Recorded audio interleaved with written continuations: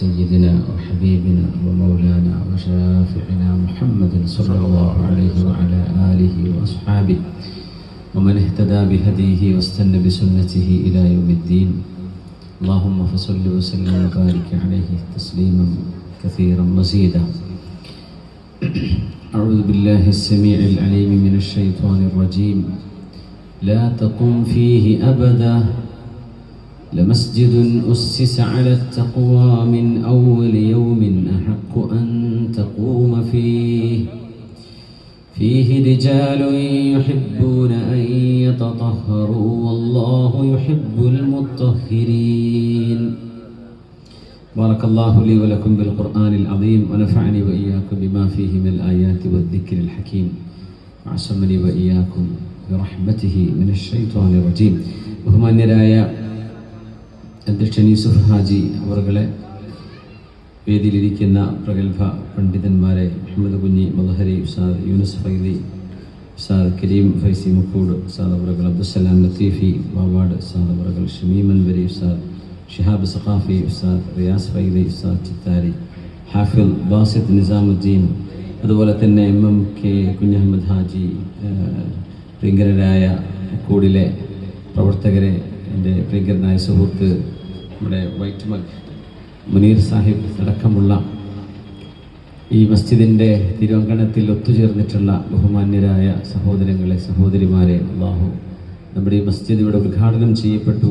ബഹുമാന്യരായ പാണക്കാട് സയ്യിദ് അബ്ബാസ് അലി ശിഹാബ് തങ്ങൾ അവരുടെ കരങ്ങളാൽ ഇത് നന്മയുടെയും ഐക്യത്തിൻ്റെയും സ്നേഹത്തിൻ്റെയും ആത്മീയതയുടെയും തഖ്വയുടെയും വിളനിലമായി അല്ലാഹു ഖിയാമത്ത് നാൾ വരെ, വരും തലമുറകൾക്ക് വരെ അല്ലാഹു ഇത് നിലർത്തിക്കൊടുത്ത് അനുഗ്രഹിക്കട്ടെ.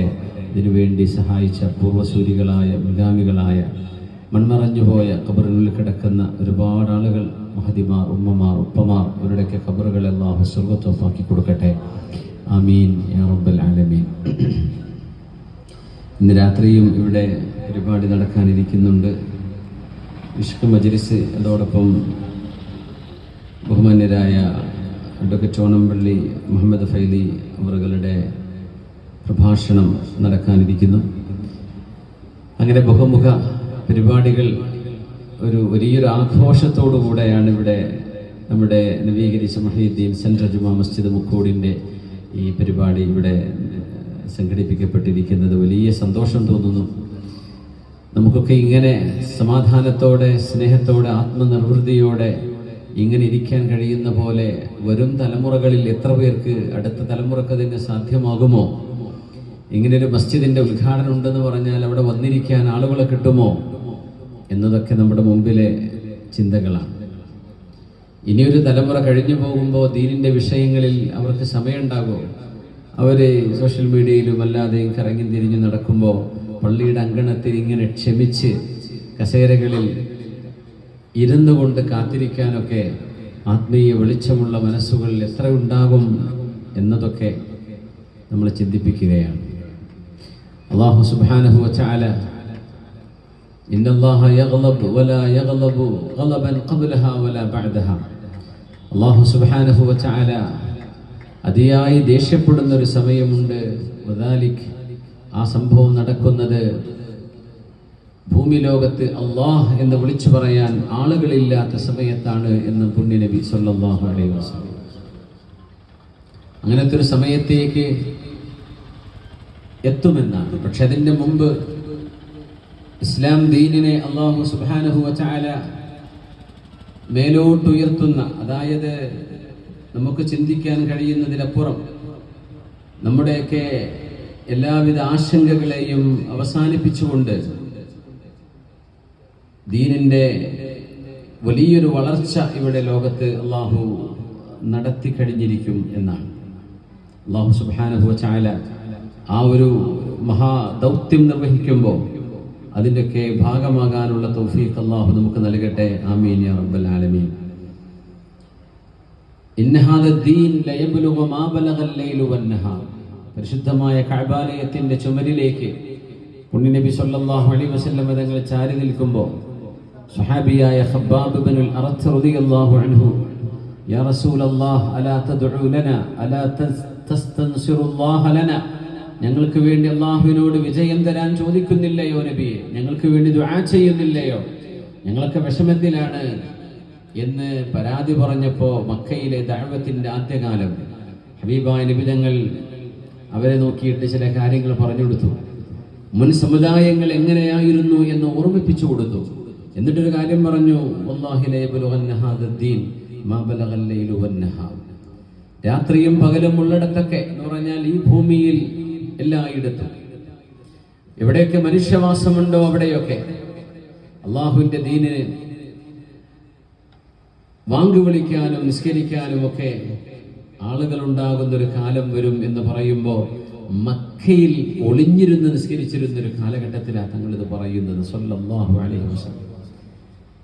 അർഖം ഇബ്നു അബിൽ അർഖം എന്ന് പറയുന്ന 16 വയസ്സുള്ള ഒരു സുഹാബിയുടെ 16 വയസ്സാണ് ആ വീട്ടുകാരന്റെ വയസ്സ്. ദാറുൽ അർഖം എന്ന് നമ്മളൊക്കെ കേട്ടിട്ടുണ്ട്. നമ്മൾ വിചാരിച്ചത് വലിയൊരു കാരണവരെ വരെ ഇരിക്കുന്നു. 16 വയസ്സുള്ള മോന 16 സന 16 വയസ്സാണ് ആ കുട്ടിക്ക്. ആ കുട്ടിയുടെ വീടാണ് നബിയെ ദഅവത്തിന് എന്റെ വീട് ഉപയോഗിച്ചോളൂ, ഇവിടെ വന്നിട്ട് നിങ്ങൾ ഖുർആൻ പഠിപ്പിച്ചു തരൂ, ഞങ്ങൾ പഠിക്കാം എന്ന് പറഞ്ഞ ദാറുൽ അർഖം മക്കയിലാണ്. ആ കാലഘട്ടത്തിലാണ് തങ്ങൾ ഈ പറയുന്നത്. സ്വഹാബിമാർ പീഡനത്തിന് വിധേയമാക്കപ്പെട്ട കാലം. നമ്മൾ ആലോചിക്കുക, ഇസ്ലാമിന്ന് എവിടെയൊക്കെ എത്തി. ലാ ഇലാഹ ഇല്ലല്ലാഹയുടെ അല്ലാഹു അക്ബറിന്റെ വാങ്കൊലിയുടെ വിളംബരം ലോകത്തെല്ലായിടത്തും എത്തിയിരിക്കുക. ലോകത്ത് സുബ്ഹാനല്ലാഹ്. നമ്മൾ വിചാരിച്ചു ഇസ്ലാം അങ്ങോട്ടൊന്നും എത്തില്ല എന്ന്. പക്ഷേ ഞാൻ കഴിഞ്ഞ വെള്ളിയാഴ്ച ബെൽഫാസ്റ്റ് എന്ന് പറയുന്ന അയർലൻഡിൽ ഒരു സിറ്റിയിലായിരുന്നു. നമ്മുടെ ടൈറ്റാനിക് എന്ന് പറയുന്ന ഒരു കപ്പൽ മുങ്ങിയ കഥയൊക്കെ, ടൈറ്റാനിക് സിനിമയൊക്കെ ഇറങ്ങിയിരുന്നു.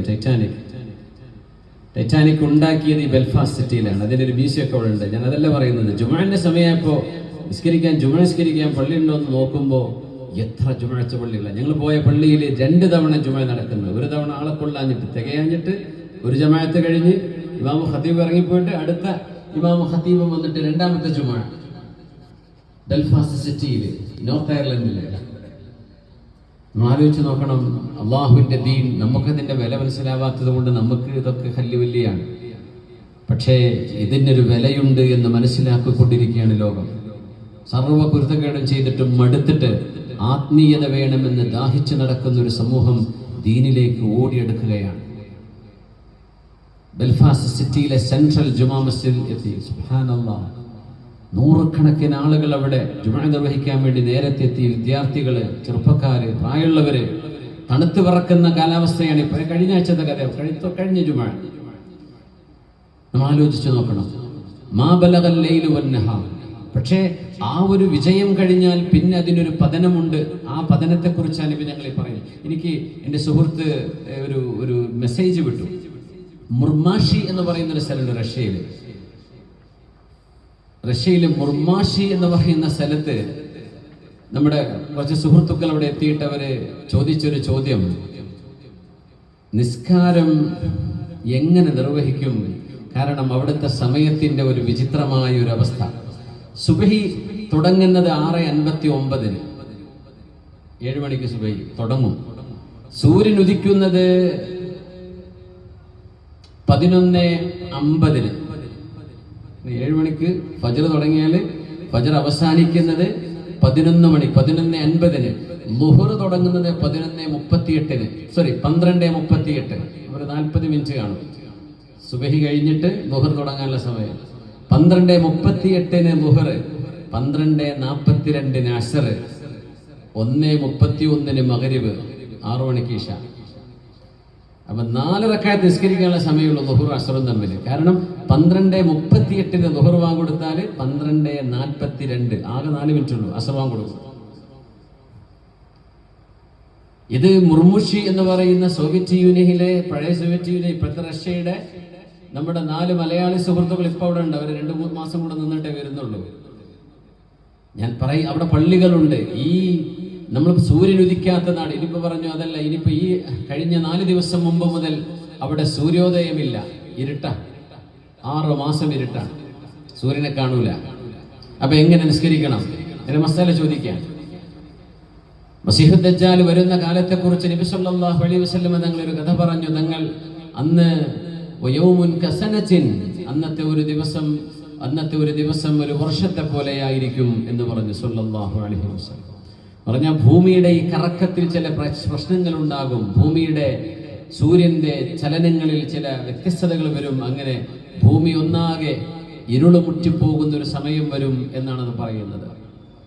അപ്പൊ സ്വഹാബികൾ ഉടനെ ചോദിച്ചു, നമ്മളൊക്കെ മസീഹ് ദജ്ജാലിന്റെ കഥ എന്ന് പറയുമ്പോൾ കൗതുകം, ആള് വന്നോ, ആള് വരുമോ, എവിടെ ഇറങ്ങാം, മുമ്പർക്ക് ഏത് പാസ്പോർട്ടായിരിക്കും, നമ്മൾ അങ്ങനെ ആലോചിക്കാം. സ്വഹാബിമാർ നബിയെ ഞങ്ങൾ എങ്ങനെ അന്ന് നിസ്കരിക്കും എന്ന് ചോദിച്ചു. ഞങ്ങൾ എങ്ങനെ നിസ്കരിക്കുക നബിയെ?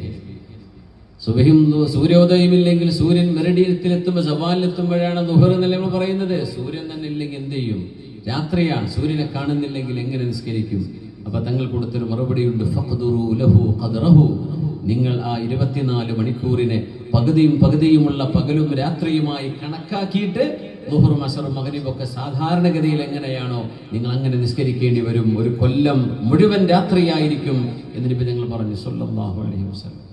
അപ്പൊ ആ സ്ഥലങ്ങളൊക്കെ ഇന്ന് അവിടെയൊക്കെ ഈ ദീനിന്റെ വെളിച്ചമുള്ള ആളുകളെത്തി അവിടെ വാങ്ങി വിളിക്കുകയാണ്. ബെൽഫാസ്റ്റ് സിറ്റിയിൽ ഞാൻ നിസ്കരിച്ച പള്ളി ബെൽഫാസ്റ്റ് സെൻട്രൽ മസ്ജിദ്, അതിന്റെ തൊട്ടുമുള്ള റോഡാണ്. ആ റോഡിന്റെ അപ്പുറത്തൊരു ക്രിസ്ത്യൻ ചർച്ചാണ്.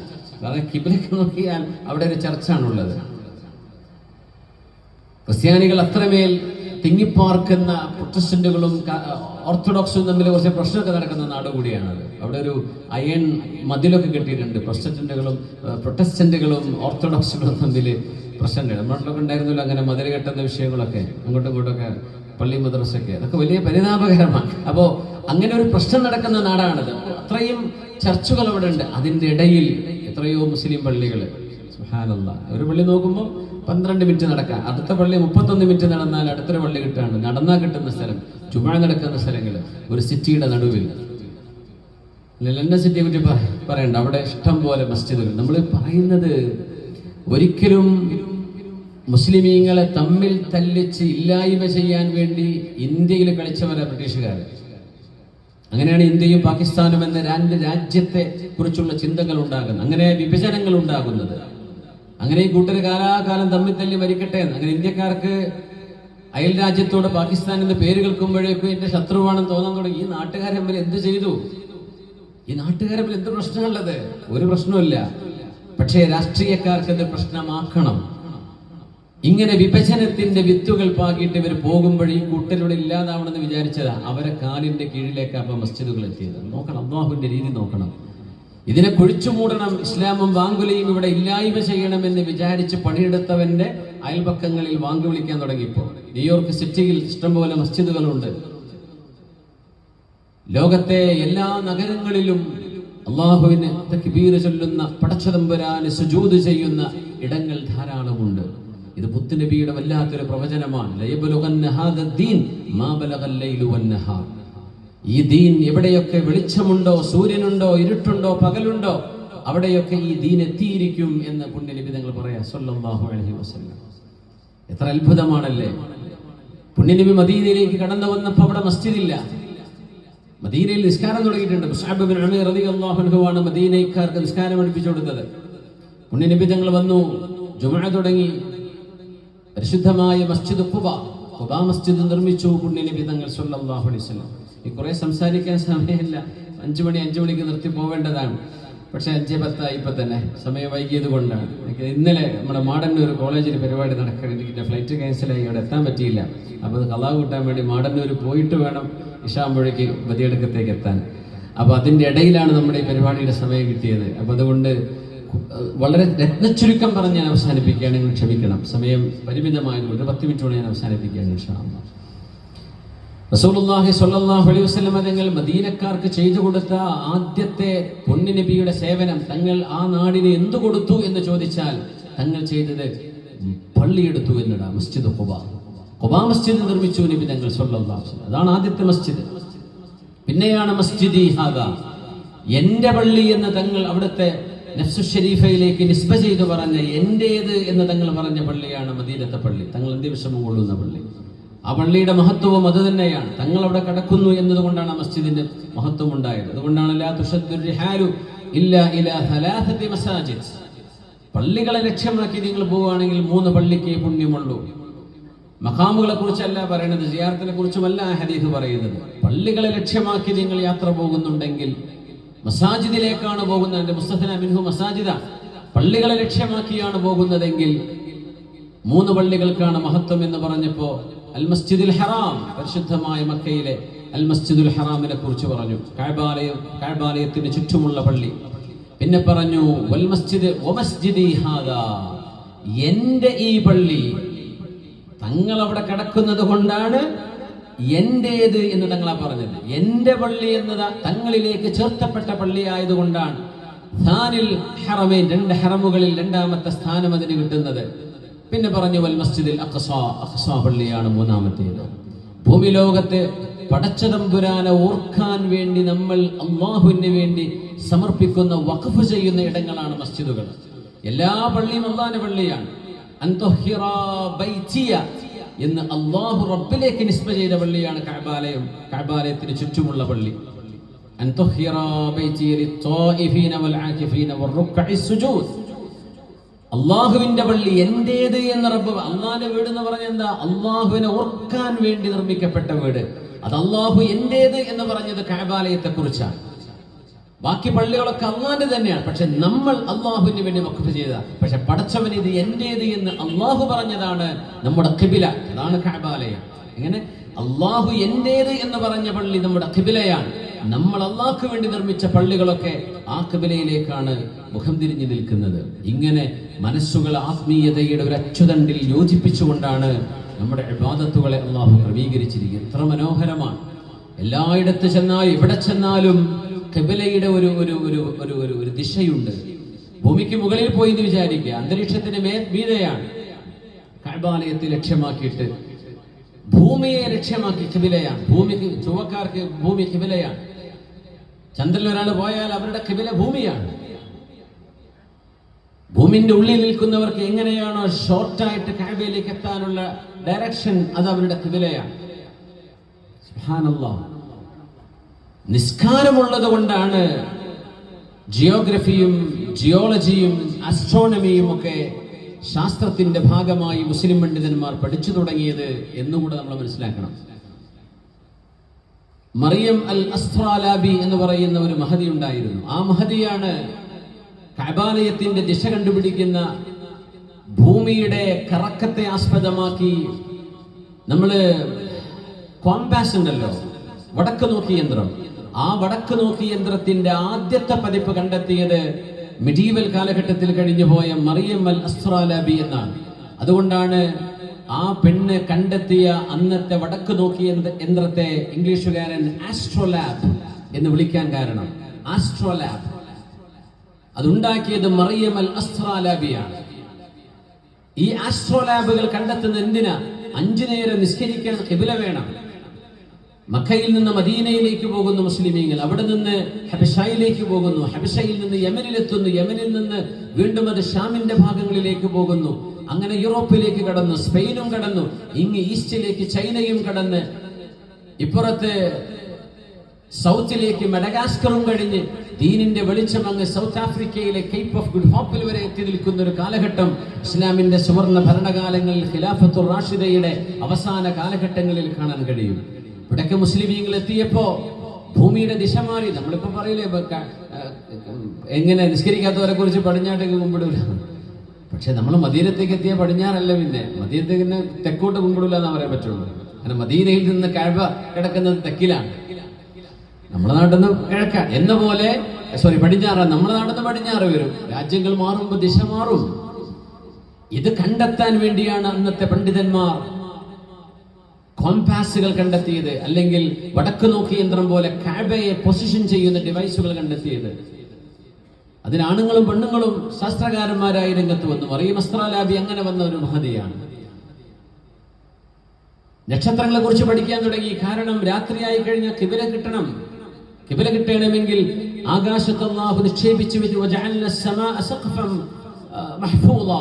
അല്ലാഹു സുബ്ഹാനഹു വ തആല സുരക്ഷിതമാക്കി വെച്ച ഒരു സീലിംഗ് ആണ് ആകാശലോകം എന്ന് പറയുന്നത്. പറഞ്ഞത് അത് റാൻഡം അല്ല. അവിടുത്തെ നക്ഷത്രങ്ങളുടെ പൊസിഷനിങ് വളരെ പ്രിസൈസ് ആണ്, വളരെ വളരെ സങ്കീർണമാണത്. ആ നക്ഷത്രങ്ങളുടെ പൊസിഷൻ നോക്കിക്കൊണ്ട് കിഴക്കും പടിഞ്ഞാറും തെക്കും വടക്കൊക്കെ രാത്രികാലങ്ങളിൽ നമുക്ക് കണ്ടെത്താൻ കഴിയും. അങ്ങനെ കണ്ടെത്തുന്ന ഡിവൈസുകൾ ഉണ്ടായി. മുസ്ലിം ലോകത്ത് കണ്ടെത്തലുകൾ നടത്തുന്നതൊക്കെ നമ്മുടെ നിസ്കാരവും നമ്മുടെ ഇബാദത്തും നമ്മുടെ നോമ്പും നമ്മുടെ ഹജ്ജും ഇബാദത്തുകളെ ബന്ധപ്പെടുത്തിക്കൊണ്ടാണ് ശാസ്ത്രലോകത്തേക്ക് മുസ്ലിമീങ്ങൾ കടന്നു വരുന്നത്. മുസ്ലിമീങ്ങളുടെ ഖൽബ് പടച്ചവനുമായി ബന്ധിപ്പിക്കുക എന്ന വലിയൊരു ദൗത്യമാണ് നമ്മുടെ മസ്ജിദ് നിർവഹിക്കുന്നത്. പള്ളി കമ്മിറ്റിക്കാരുണ്ടായിരിക്കാം, പക്ഷെ പള്ളിയുടെ ഉടമസ്ഥാവകാശം ആർക്കാണ്? അത് അല്ലാഹുവിനാണ്. വഅന്നൽ മസാജിദ ലില്ലാഹ് ഫലാ തദ്ഉ മഅല്ലാഹി അഹദ. അല്ലാഹുവിനുള്ളതാണ് മസ്ജിദ്.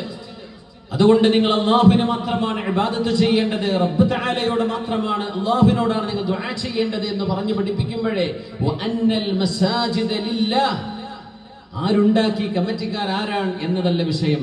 ഇതിന്റെ ഉടമസ്ഥാവകാശം ആർക്കാണ്? അല്ലാഹുവിനാണ്. അതുകൊണ്ട് ആർക്കും തന്നെ ഈ പള്ളി കയറാൻ പാടില്ല എന്ന് അള്ളാഹുവിന്റെ വഖഫ് ചെയ്ത ഒരു പള്ളിയെ ഇത് ഞങ്ങളുടേതാണ് എന്ന് അവകാശം പറയാൻ പാടില്ല. നിങ്ങൾക്ക് നടത്തിപ്പ് നിങ്ങളെ ഏൽപ്പിച്ചിട്ടുണ്ടായിരിക്കാം, നിങ്ങൾ അതിന്റെ പരിപാലനം ഏറ്റെടുത്തവരാ, പക്ഷെ അതിന്റെ മിൽക്കിയത്ത്, ഓണർഷിപ്പ് ആർക്കാണ്? വഅന്നൽ മസാജിദ ലില്ലാഹ്, ഇതിന്റെ ഉടമസ്ഥാവകാശം അള്ളാഹുവിനാണ്. വഖഫ് ചെയ്ത് കഴിഞ്ഞാൽ ഉടമസ്ഥാവകാശം അള്ളാഹുവിന് നമ്മൾ വിട്ടുകൊടുത്തു. ഇതിന്റെ ഉടമസ്ഥൻ പടച്ചവനാണ്, നമ്മളതിന്റെ കൈകാര്യകർത്താക്കൾ മാത്രമാണ്. ആ രീതിയിൽ മനുഷ്യരെ മുഴുവൻ ഒന്നായി ഉൾക്കൊള്ളാൻ കഴിയുന്നതാണ് നമ്മുടെ മസ്ജിദ്. നമ്മുടെ മസ്ജിദിലേക്ക് ഇബാദത്തിന്റെ ഒരു ചിന്തയുമായിട്ട് നമ്മൾ പള്ളിയിലേക്ക് ഇവിടേക്ക് വരുന്നത് നിസ്കരിക്കാനാണ്, ഇബാദത്ത് ചെയ്യാനാണ്. പിന്നെ അവിടെ അടിപിടി ഉണ്ടാകാൻ പാടില്ലല്ലോ, പിന്നെ അവിടെ ഒച്ചപ്പാടുണ്ടാകാൻ പാടുണ്ടോ? പള്ളിയുടെ മതിലിന്റെ പുറത്തെത്തുമ്പോഴേക്കും മൊബൈൽ ഫോണുകൾ ഓഫ് ചെയ്ത് ദുന്യവിയായ ചർച്ചകൾ നിർത്തിവെച്ചിട്ട് വേണം മസ്ജിദിന്റെ കോമ്പൗണ്ടിലേക്ക് കിടക്കാൻ. കാരണം പള്ളിയിലെ ഇബാദത്തിന്റെ കൂലി കൂടുതലാണ്. ജമാഅത്തായി നിസ്കരിക്കുക 27 ഇരട്ടി കൂലിയാണെന്ന് പറഞ്ഞു അല്ലേ? പള്ളിയിലെ ഇഅ്തികാഫിന്റെ കൂലിയാണ്. വഖഫ് ചെയ്യപ്പെട്ട സ്ഥലമാണിത്, അല്ലാഹുവിന്റെ മലക്കുകൾ ഇരിക്കുന്ന സ്ഥലമാണ്. പള്ളിയിൽ വെച്ച് ഇൽമിന്റെ മജ്ലിസുകൾ ഉണ്ടെങ്കിൽ ആ മജ്ലിസിന് അല്ലാഹുവിന്റെ മലക്കുകൾ കൂടെ വന്നിരിക്കും. ഹഫ്ഫത്തുഹുൽ മലായിക وغشيتهم الرحمة ونزلت عليهم السكينة وغشيتهم الرحمة وذكرهم الله في من عنده. അല്ലാഹുവിന്റെ കാരുണ്യം ഇറങ്ങി വരും, റബ്ബിന്റെ റഹ്മത്ത് ഇറങ്ങി വരും, സമാധാനം വരും, മലക്കുകൾ അവരെ കൂട്ടിപ്പിടിക്കും. അല്ലാഹു അവരെ കുറിച്ച് അഭിമാനം പറയും. മുക്കൂടിലെ ആ മസ്ജിദിൽ കണ്ടില്ലേ, ആ നാട്ടുകാർ എന്നെ ഓർത്ത് ദിക്ർ ചൊല്ലുന്നു. ഹദാദ് റാത്തീബ് അവിടെ ചൊല്ലുകയാണ്, സ്വലാത്തിന്റെ മജ്ലിസ് നടക്കുകയാണ്. അവിടുത്തെ ഉസ്താദ്, ഗുരുനാഥൻ, അവിടുത്തെ ഇമാം, അവിടുത്തെ ഖതീബ് അവർക്ക് ഇൽമ പഠിപ്പിച്ചു കൊടുക്കുകയാണ്, ഹദീസ് പഠിപ്പിച്ചു കൊടുക്കുന്നു, ഖുർആൻ പഠിപ്പിച്ചു കൊടുക്കുന്നു എന്ന് അല്ലാഹു അഭിമാനം പറയും എന്ന് പറഞ്ഞതൊക്കെ മസ്ജിദിനെ കുറിച്ചാണ്. അല്ലാഹുവിന്റെ മസ്ജിദിനെ കുറിച്ചാണ് ആ മഹത്വം പറയുന്നത്. ദിക്റുകളുടെ മജ്ലിസിന്റെ പ്രത്യേകതകളുണ്ട്, പക്ഷെ പള്ളിയെ കുറിച്ച് പറഞ്ഞത് വേറെയാണ്. വല്ലാത്ത പ്രതിഫലമാണ്. അതുകൊണ്ട് മസ്ജിദിലേക്ക് വരുന്നത് പോലും നിങ്ങൾ ഒരിക്കലും ഓടി പള്ളിക്ക് കയറി വരരുത്. നിങ്ങൾക്ക് നഷ്ടപ്പെട്ടത് ഖളാ വീട്ടിക്കൊണ്ട് നിങ്ങൾ പൂർത്തിയാക്കിയാൽ മതി, പക്ഷെ ഓടിയിട്ട് പള്ളിയുടെ ഉള്ളിൽ വരാൻ പാടില്ല. ഉറക്കാത്ത പോകുമല്ലോ എന്ന് വിചാരിച്ചു ഓടണ്ട, നേരത്തെ വന്നാൽ കിട്ടുമല്ലോ. അത് നേരെ വൈകി വന്നതാ, നിങ്ങൾ മസ്ബൂഖാണ്. അപ്പൊ എന്ത് ചെയ്യും? ഇമാമിന്റെ കൂടെ കിട്ടിയത് ഇമാമിന്റെ കൂടെ നിസ്കരിച്ചോളൂ. നഷ്ടപ്പെട്ടത് നിങ്ങൾ സലാം വിട്ടിട്ട് എന്ത് ചെയ്യും? പൂർത്തിയാക്കുക എന്നല്ലാതെ റുക്കൂ കിട്ടാൻ വേണ്ടിയിട്ട് എന്ന് പറഞ്ഞിട്ട് ഓടി വന്ന് റുക്കൂ കിട്ടാൻ വേണ്ടി പള്ളിനുള്ളിൽ കൂടെ ഓടരുത് എന്നാണ്. എന്തേ? സമാധാനത്തോടുകൂടെയാണ് നിസ്കരിക്കാൻ വരേണ്ടത്. അങ്ങനത്തെ സ്ഥലമാണിത്. അവിടുത്തെ മെഹ്റാബിൽ നിന്നുകൊണ്ട് നമ്മുടെ മുസ്ലിം ഉമ്മത്തിന്റെ പ്രശ്നങ്ങൾ, ഒരു നാടിന്റെ പ്രശ്നം നമ്മുടെ മെഹ്റാബിൽ നമ്മുടെ ഖതീബ്, നമ്മുടെ ഇമാമ്, നമ്മുടെ ഖാദി, നമ്മുടെ നാട്ടിൽ ആരാണോ നേതൃത്വം നൽകുന്നത് ആ മഹാന്റെ മുമ്പിലിരുന്ന് തീർക്കാവുന്ന പ്രശ്നങ്ങളെ ഒരു മഹലിൽ ഉണ്ടാകാൻ പാടുള്ളൂ. കോടതിക്കും പോലീസും പോകേണ്ട കാര്യം ഉണ്ടാവരുത്. അള്ളാഹുവിന്റെ മുമ്പിലിരുന്ന് പടച്ചതമ്പുരാനെ സാക്ഷിയാക്കി പറഞ്ഞു തീർക്കാവുന്ന പ്രശ്നങ്ങളെ ഒരു നാട്ടിൽ ഉണ്ടാകാവുന്ന. ഹബീബിന്റെ മുമ്പിലേക്ക് വന്ന കേസുകളൊക്കെ അങ്ങനെയാ. മദീനത്തെ പള്ളി എന്ന് പറയുമ്പോൾ സുഹാബിമാർ ഹബീബിന്റെ മുമ്പിലേക്ക് വരുന്നത് ഒരുപാട് പ്രശ്നങ്ങളുമായിട്ടാണ്. ഒരുപാട്. അവിടെ ഒരു സുഹാബി വന്ന് തങ്ങളുടെ നബിയെ സനൈതു യാ റസൂലല്ലാഹ് അഖിം അലയ്യൽ ഹദ്, നബിയെ എനിക്ക് അള്ളാഹിന്റെ ശിക്ഷ നടപ്പാക്കിക്കോളൂ, ഞാൻ വ്യഭിചരിച്ചു പോയിട്ടുണ്ട് നബി എന്ന് പറഞ്ഞു. ഹബീബാ നബി അവിടെ ഇരിക്കുമെന്ന് പറഞ്ഞു. തങ്ങൾ വേറെ ധൃതി പിടിച്ച ചർച്ചയിലായിരുന്നു. അങ്ങനെ അങ്ങനെ അസ്റോ ദുഹറോ ഒരു നിസ്കാരത്തിന് ഇഖാമത്ത് കൊടുക്കപ്പെടുന്നു. തങ്ങൾ നിസ്കരിച്ചു, ഇയാളും കൂട്ടത്തിൽ നിസ്കരിച്ചു. നിസ്കാരം കഴിഞ്ഞപ്പോൾ തങ്ങൾ ആ മനുഷ്യൻ എവിടെയാന്ന് ചോദിച്ചു. ഞാനിതാ നബിയെ, ഹൽ സ്വല്ലൈത മഅനാ, നീ ഞങ്ങളുടെ കൂടെ ജമാഅത്തായിട്ട് പള്ളിയിൽ ഇപ്പൊ നിസ്കരിച്ചോ? ഞാൻ ഇമാമ നിന്ന ഈ നിസ്കാരത്തിൽ നീ ജമാഅത്തിന് കൂടിയിരുന്നോ എന്ന് ചോദിച്ചു. നഅം യാ റസൂലല്ലാഹ്, ഞാൻ നിസ്കരിച്ച നബിയെ. ഇദ്ഹബ്, പൊയ്ക്കോ, എന്റെ തെറ്റ് അല്ലാഹു മാപ്പ് തന്നിരിക്കുന്നു. നോക്കണം, പാപികളായ ആളുകൾക്ക് വന്ന് കഴുകി ശുദ്ധിയാകാനുള്ള ഇടമാണിത്. ഒരു ജമാഅത്ത് നിസ്കാരം ഒരു മനുഷ്യനെ ശുദ്ധിയാക്കി കളയുന്ന. നാട്ടുകാരിയപ്പം പറഞ്ഞില്ല എന്ന് വരും. ഒരു മനുഷ്യൻ ചെയ്ത തെറ്റ് മരിക്കോളം പറഞ്ഞു നടക്കും. മരിച്ചു കഴിഞ്ഞാൽ പറയും ഭയങ്കര നല്ല മനുഷ്യനായിരുന്നു. വല്ല കാര്യമുണ്ട്? ജീവിച്ചിരിക്കുന്ന കാലത്ത് പറയോ? ജീവിച്ചിരിക്കുന്ന കാലത്ത് എന്നോ ചെയ്തു പോയൊരു കാര്യത്തെ കുറിച്ച് ഇങ്ങനെ പറഞ്ഞൊരു മനുഷ്യനെ നാണം കെടുത്തു. മരിച്ചു കഴിഞ്ഞാൽ പറയും നല്ല മനുഷ്യനായിരുന്നു. അങ്ങനെ ജീവിച്ചിരിക്കുമ്പോൾ കേൾപ്പിച്ചു കൊടുക്കുക നല്ല കാര്യം. മരിച്ചിട്ട് പറയാൻ നിൽക്കല്ല, ജീവിച്ചിരിക്കുമ്പോൾ പറയണം നല്ല കാര്യങ്ങൾ. പറ്റിപ്പോയ ആളുകൾക്ക് അവർക്ക് കഴുകി ശുദ്ധിയാകാൻ അള്ളാഹു വെച്ച ഇടമാണിത്. ജമാഅത്ത് നിസ്കാരം, പള്ളിക്ക് ചെയ്യുന്ന ഖിദ്മത്ത്, മസ്ജിദിന് വേണ്ടി ചെയ്യുന്ന സേവനം. അള്ളാഹുവിന് വേണ്ടി ഒരു മനുഷ്യൻ വാങ്ക് വിളിച്ചു കഴിഞ്ഞാൽ ആ വാങ്ക് വിളിച്ച് 30 വർഷം അള്ളാഹുവിന് വേണ്ടി ഒരു മനുഷ്യൻ മുഅദ്ദിനായി ജോലി ചെയ്താൽ ആ മനുഷ്യന് സ്വർഗ്ഗപ്രവേശനം ഉറപ്പാണെന്നും അള്ളാഹു നാളെ അള്ളാഹു മനുഷ്യരാശിക്ക് മുമ്പിൽ നിർത്തിക്കൊണ്ട് ആ മനുഷ്യനെ ആദരിക്കുമെന്നൊക്കെ മഹാനായ റസൂലുള്ളാഹി സ്വല്ലല്ലാഹു അലൈഹി വസല്ലം. 7 വിഭാഗം ആളുകൾക്ക് അർശിന്റെ തണലുണ്ട് എന്ന് പറയും. പള്ളി കമ്മിറ്റിക്കാരാണെന്ന ഒരു കമ്മിറ്റി പേരുണ്ടായ പോരാ. പള്ളിയുടെ വിഷയങ്ങളിൽ ഇടപെടുന്ന ആളുകൾ, മസ്ജിദിന് വേണ്ടി സമയം കണ്ടെത്തുന്ന, പൈസ കൊടുക്കുന്ന ആളുകൾ, സംഭാവന ചെയ്യുന്നവരെ, മസ്ജിദിന്റെ വിഷയങ്ങൾക്ക് വേണ്ടി ശ്രദ്ധിക്കുന്നവരെ, പള്ളിക്ക് വേണ്ടി, അള്ളാഹുവിന്റെ മസ്ജിദിന് വേണ്ടി ഖൽബ് കൊണ്ട് സമയം ചെലവഴിക്കുന്നവർ, അവർക്ക് നാളെ അർശിന്റെ തണലുണ്ടെന്നാണ്. ഒരു മഹല്ലിലെ ആ പള്ളിയിൽ വന്ന് ജുമഅയും ജമാഅത്തും നിസ്കരിക്കുന്ന മുഴുവൻ ആളുകൾക്കും ഈ ഒരൊറ്റ കാറ്റഗറിയിൽ പെട്ടുകൊണ്ട് അർശിന്റെ തണൽ കിട്ടണം. വമൻ ഖൽബുഹു മുഅല്ലഖുൻ ബിൽ മസാജിദ്. അവസാനമായി ഈ ദീൻ വളർന്ന് വലുതായി അവസാനം ദീൻ ഒരു പ്രതിസന്ധിയിലേക്ക് എത്തുമ്പോൾ, ഞാൻ അവസാനിപ്പിക്കുകയാണ്, പ്രതിസന്ധിയിലേക്ക് എത്തുന്ന അപ്പോഴാണല്ലേ അല്ലാഹ് എന്ന് പറയാൻ ഇവിടെ മനുഷ്യരില്ലാത്ത കാലം വരും എന്ന് പറഞ്ഞത്. ആ കാലഘട്ടത്തിൽ മസീഹുദ് ദജ്ജാൽ അവതരിക്കുമെന്ന് പറഞ്ഞപ്പോ മഹാനായ റസൂലുള്ളാഹി സ്വല്ലല്ലാഹു അലൈഹി വസല്ലം മസീഹുദ് ദജ്ജാലിനെ ഉന്മൂലനം ചെയ്യാൻ അല്ലാഹു നിയോഗിച്ച മഹാനായ ഒരു പ്രവാചകനുണ്ട്. ജന്മം അത്ഭുതമായിരുന്നു, ജീവിതം അത്ഭുതമാണ്, മരണവും അത്ഭുതമാണ്. അങ്ങനത്തെ നബിയാണ് നബിയുല്ലാഹി ഈസ ഇബ്നു മറിയം അലൈഹി വസല്ലം. മഹാനായ ഈസാ നബി അലൈഹിസ്സലാം വരുമെന്ന് പറഞ്ഞു. ആ ഈസാ നബി ഇറങ്ങി വരും എന്ന് പറഞ്ഞിടത്ത് ഹബീബായ നബി തങ്ങൾ പറഞ്ഞു ഒരു സ്പേസ് സ്റ്റേഷന്റെയും പേരല്ല. ഈസാ നബി ഇറങ്ങി വരുന്ന സ്ഥലം ഒരു എയർപോർട്ടിനെ കുറിച്ചല്ല തങ്ങൾ പറഞ്ഞത്, നാസയിൽ ഇറങ്ങി വരുന്നല്ല പറഞ്ഞത്, ശ്രീഹരിക്കോട്ടയിൽ വരുന്നല്ല പറഞ്ഞത്. ഈസാ നബി അലൈഹിസ്സലാം ഇറങ്ങി വരുന്ന ഒരു മസ്ജിദിന്റെ മുനാരത്തിലാണ്. യൻസിലു അലൽ മനാറത്തിൽ ബൈളാഇ ശർഖിയ ദിമഷ്ക്. ദിമഷ്കിന്റെ കിഴക്ക് ഭാഗത്തുള്ള ഈസ്റ്റ് ഡമസ്കസിലുള്ള ഒരു വെളുത്ത മസ്ജിദിന്റെ വെളുത്ത 2 മുനാരങ്ങൾക്കിടയിലൂടെ ഈസ നബി ഇറങ്ങി വരും. അങ്ങനെ ആ പള്ളിയിൽ മഹാനവറുകൾ സുബ്ഹി നിസ്കരിക്കുമെന്ന് പറഞ്ഞു. അലാ യമീനിഹി മലക്കുൻ വഅലാ ശിമാലിഹി മലക്കുൻ. വലതു ഭാഗത്ത് മലക്കുണ്ടാവും, ഇടതു ഭാഗത്തും മലക്കുണ്ടാവും. മലക്കുകൾക്കിടയിലായി ഈസ നബി കഅന്നമാ ഖറജ മിനദ് ദൈമാ. മഹാനവറുകൾ ഒരു കുളി കഴിഞ്ഞ് ഇറങ്ങി വരുന്ന പോലെ മുടിയിൽ നിന്ന് വെള്ളം മുറ്റിക്കൊണ്ടിരിക്കും എന്നൊക്കെ പറഞ്ഞ് ഈസ നബി അവതരിക്കുന്നത്. ഈസ നബിയെ കണ്ടാൽ ദൈവനിഷേധികളായ,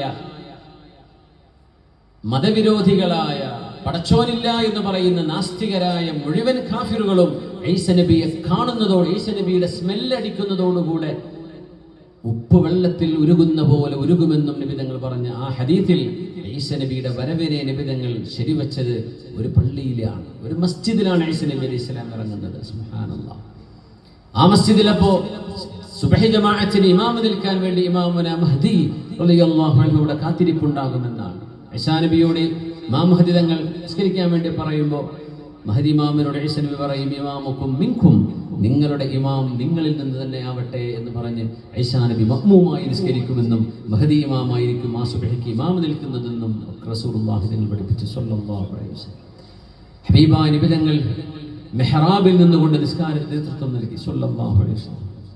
ആ മെഹ്റാബിലേക്ക് സിദ്ദീഖ് റളിയല്ലാഹു അൻഹുവിനെ കയറി നിൽക്കേണ്ടി വന്നു. പക്ഷേ വിറച്ചുകൊണ്ട് പേടിച്ചുകൊണ്ട് ഹബീബായ നബി തങ്ങൾക്ക് രോഗം ബാധിച്ച നേരം മഹാനായ സിദ്ദീഖ് അക്ബർ റളിയല്ലാഹു അൻഹു നിസ്കാരത്തിന് നേതൃത്വം നൽകി നമ്മൾ ഓർക്കുകയാണ്. ഹബീബിന്റെ മിമ്പറിൽ മഹാനായ സിദ്ദീഖ് റളിയല്ലാഹു അൻഹു കയറിയിട്ടുണ്ട്. സമിഅ്തു ഖലീലി സ്വല്ലല്ലാഹു അലൈഹി വസല്ലം യഖൂലു ഫീ മഖാമി ഹാദാ എന്ന് പറഞ്ഞ് കണ്ഠമിടറി 3 തവണ ഖനഖതുൽ അബ്റ, കണ്ണുനീര് കൊണ്ട് ശബ്ദിക്കാൻ കഴിയാതെ സിദ്ദീഖ് റളിയല്ലാഹു അൻഹു മിമ്പറിൽ നിന്ന് പേടിച്ച് വിറച്ച ഹദീസുകൾ കാണാൻ കഴിയും.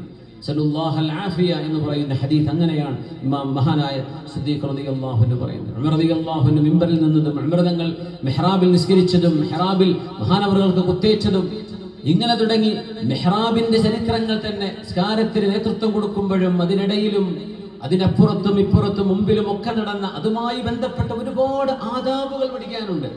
ത്വൽഹ റളിയല്ലാഹു അൻഹു പള്ളിയിലേക്ക് വരുമ്പോഴേ മദീനത്തെ പള്ളിയിൽ നിന്ന് മിമ്പറിൽ നിന്ന് പുണ്യനബി തങ്ങൾ ഇജ്ലിസു, അവിടെ നിൽക്കുന്ന ആളുകളെ കണ്ടപ്പോൾ ഇരിക്കണേ എന്ന് പറഞ്ഞു. മഹാനായ ത്വൽഹ റളിയല്ലാഹു അൻഹു പള്ളിക്ക് ഇങ്ങനെ വരാൻ വഴിയിൽ അങ്ങനെ ഇരുന്നു. തങ്ങൾ ഇത് കാണുന്നുണ്ട്, പള്ളിക്ക് പുറത്താണ്. തങ്ങൾ ഇരിക്കൂ എന്ന് പറഞ്ഞപ്പോ അത് പള്ളിയിലുള്ള ആളുകളോട് ഇരിക്കാൻ പറഞ്ഞതാ. നടന്നു വരുന്ന ത്വൽഹ തങ്ങൾ അവിടെ ഇരുന്നു. നിസ്കാരത്തിന്റെ സമയപ്പോ സഫിലേക്ക് കയറി വന്നു. തങ്ങൾ നിസ്കാരം കഴിഞ്ഞപ്പോ പറഞ്ഞു, ത്വൽഹ ഞാൻ ഇരിക്കണം എന്ന് പറഞ്ഞപ്പോ നിങ്ങൾ ഇരുന്നത് ഞാൻ കണ്ടു. പള്ളിയുടെ മിഹ്റാബിൽ നിന്നുകൊണ്ട് നമ്മുടെ ഇമാം നമ്മുടെ ഖൈറിന് വേണ്ടി ഒരു കാര്യം അഭിപ്രായം പറയുമ്പോൾ അവിടെ കുറച്ച് ചെയ്ത് സംസാരിക്കരുത്, അവിടെ ഒച്ച വെച്ച് ബഹളം ഉണ്ടാക്കരുത്, അവിടെ അദബ് പാലിക്കുക. പുണ്യനബി തങ്ങൾ ത്വൽഹ തങ്ങൾ നോക്കിയിട്ട് പറഞ്ഞു, യാ ത്വൽഹ ഞാൻ നിങ്ങൾ ഇരുന്നത് ഞാൻ കണ്ടു. സാദകല്ലാഹു ഹിർസൻ അലാ തവാഇയത്തില്ലാഹി വറസൂലിഹി, അല്ലാഹുവിനും അവന്റെ റസൂലിനും ഇങ്ങനെ അനുസരിക്കാൻ അല്ലാഹു ഇനിയും നിങ്ങൾക്ക് കൊതി നൽകട്ടെ എന്ന് ദുആ ചെയ്തു കൊടുത്തു സല്ലല്ലാഹു അലൈഹി വസല്ലം. അതാ മസ്ജിദിനോട് കാണിച്ച, ഹബീബിനോട് കാണിച്ച അദബാണ്. അതുകൊണ്ട് ഇത് അള്ളാഹുവിന് വേണ്ടി വഖഫ് ചെയ്യപ്പെട്ട സ്ഥലമാണ്. അതിന്റെ ആദരവിലും ആ ബഹുമാനത്തിലും നമുക്കതിനെ കൈകാര്യം ചെയ്ത് സർവ മുസ്ലിമീങ്ങളായി നമ്മുടെ സഹോദരങ്ങൾ എല്ലാവരെയും സ്നേഹത്തോടെ സ്വീകരിക്കുന്ന ഒരിടമായി. പള്ളിയുടെ ഭാരവാഹികൾ എന്ന് പറയുന്നത് ഒരു വീട്ടിലേക്ക് അതിഥികളെ സ്വീകരിക്കുന്നത് എങ്ങനെയോ മസ്ജിദിലേക്ക് വരാൻ കഴിയണം. ഇതുവരെ നിസ്കരിക്കാത്ത ഒരാൾ പുതിയ പള്ളിക്കല്ല നിസ്കാരം തുടങ്ങാന്ന് വിചാരിച്ച് ഒന്ന് നിസ്കരിക്കാനൊക്കെ തുടങ്ങിയുണ്ടാവും കുറച്ച് CCTV ക്യാമറക്കാർ. ഓരോ നോട്ടുണ്ടാവും, ഇവനിപ്പോൾ ഇവിടുന്ന് കാലം വരെ കാണാത്തവനൊക്കെ തുടങ്ങിയോ നിസ്കാരം. അങ്ങനെ മടുപ്പിക്കരുത്, ദയവ് ചെയ്ത് വെറുപ്പിക്കരുത്. നിസ്കാരം കഴിയോളം ഇങ്ങനെ സ്കാൻ ചെയ്യുക.